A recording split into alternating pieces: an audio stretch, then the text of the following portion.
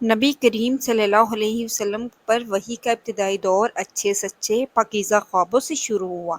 آپ صلی اللہ علیہ وسلم خواب میں جو کچھ دیکھتے وہ صبح کی روشنی کی طرح صحیح اور سچا ثابت ہوتا۔ پھر من جانب قدرت آپ تنہائی پسند ہو گئے اور آپ صلی اللہ علیہ وسلم نے غار حرا میں خلوت نشینی اختیار فرمائی اور کئی دن اور راتیں وہاں مسلسل عبادت اور یاد اہلیہ ذکر فکر میں مشغول رہتے۔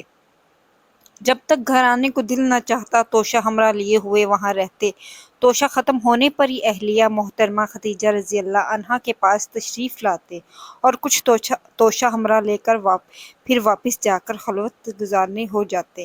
یہی طریقہ جاری رہا یہاں تک کہ آپ صلی اللہ علیہ وسلم پر حق منکشف ہو گیا۔ آپ صلی اللہ علیہ وسلم غار حرا میں قیام پذیر تھے کہ اچانک جبرائیل علیہ السلام آپ کے پاس حاضر ہوئے۔ کہنے لگے اے محمد پڑھو۔ آپ صلی اللہ علیہ وسلم فرماتے ہیں کہ میں نے کہا میں پڑھا ہوا نہیں ہوں۔ آپ صلی اللہ علیہ وسلم فرماتے ہیں کہ فرشتے نے مجھے پکڑ کر اتنے زور سے بیچا کہ میری طاقت جواب دے گئی۔ پھر مجھے چھوڑ کر کہا کہ پڑھو۔ میں نے پھر سے وہی جواب دیا میں پڑھا ہوا نہیں ہوں۔ اس فرشتے نے مجھ کو نہایت ہی زور سے بیچا کہ مجھ کو سخت تکلیف محسوس ہوئی۔ پھر اس نے کہا پڑھ۔ میں نے کہا میں پڑھا ہوا نہیں ہوں۔ فرشتے نے تیسری بار مجھ کو پکڑا اور تیسری مرتبہ پھر مجھ کو بیچا، پھر مجھے چھوڑ دیا اور کہنے لگا کہ پڑھو اپنے رب کے نام کی مدد سے جس نے پیدا کیا انسان کو خون کی پھڑکڑی سے بنایا، پڑھو اور آپ کا رب بہت ہی مہربانیاں کرنے والا ہے۔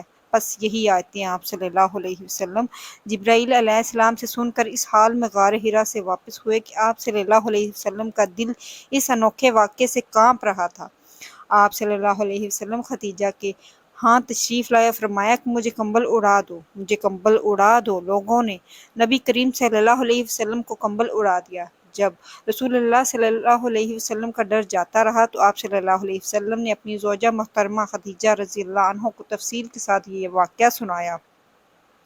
فرمانے لگے کہ مجھ کو اب اپنی جان کا خوف ہو گیا ہے۔ آپ صلی اللہ علیہ وسلم کی اہلیہ محترمہ خدیجہ رضی اللہ عنہا نے آپ صلی اللہ علیہ وسلم کی ڈھارس بندھائی اور کہا کہ آپ کا خیال صحیح نہیں ہے، اللہ کی قسم آپ کو اللہ کبھی رسوا نہیں کرے گا۔ آپ تو اخلاق فاضلہ کے مالک ہیں، آپ تو کنبہ پرور ہیں، بے سکوں کا بوجھ اپنے سر پر رکھ لیتے ہیں، مفلسوں کے لیے آپ کماتے ہیں، مہمان نوازی میں آپ بے مثال ہیں اور مشکل وقت میں آپ امر حق کا ساتھ دیتے ہیں۔ ایسے اوصاف حسنہ والا انسان بے وقت ذلت خواری کی موت نہیں پا سکتا۔ پھر مزید تسلی کے لیے خدیجہ رضی اللہ تعالی عنہا آپ صلی اللہ علیہ وسلم کو ورقہ بن نوفل کے پاس لے گئی جو ان کے چچا زاد بھائی تھے اور زمانہ جاہلیت میں نصرانی مذہب اختیار کر چکے تھے اور ایرانی زبان کے کاتب تھے۔ چنانچہ انجیل کو بھی حسبۂ منشائے خداوندی عبرانی زبان میں لکھا کرتے تھے۔ انجیل سریانی زبان میں نازل ہوئی تھی، پھر اس کا ترجمہ عبرانی زبان میں ہوا۔ ورقہ اسی کو لکھتے تھے۔ وہ بہت بوڑھے ہو گئے تھے، یہاں تک کہ ان کی بینائی بھی رخصت ہو چکی تھی۔ خدیجہ نے ان کے سامنے آپ صلی اللہ علیہ وسلم کے حالات بیان کیے اور کہا کہ اے چچا زاد بھائی، اپنے بھتیجے محمد صلی اللہ علیہ وسلم کی زبانی ذرا اس کی کیفیت سن لیجئے۔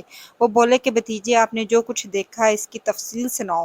چنانچہ آپ صلی اللہ علیہ وسلم نے اسے ازل اول تک آخر پورا واقعہ سنایا، جسے سن کر ورقہ نے بے اختیار ہو کر بول اٹھے کہ یہ تو وہی نامعلوم معزز رازدان فرشتہ ہے جسے اللہ نے موسیٰ علیہ السلام پر وحی دے کر بھیجا تھا۔ کاش میں آپ کے اس عہد نبوت کے وقت شروع ہونے پر جوان عمر ہوتا، کاش میں اس وقت تک زندہ رہتا جبکہ آپ کی قوم آپ کو اس شہر سے نکال دے گی۔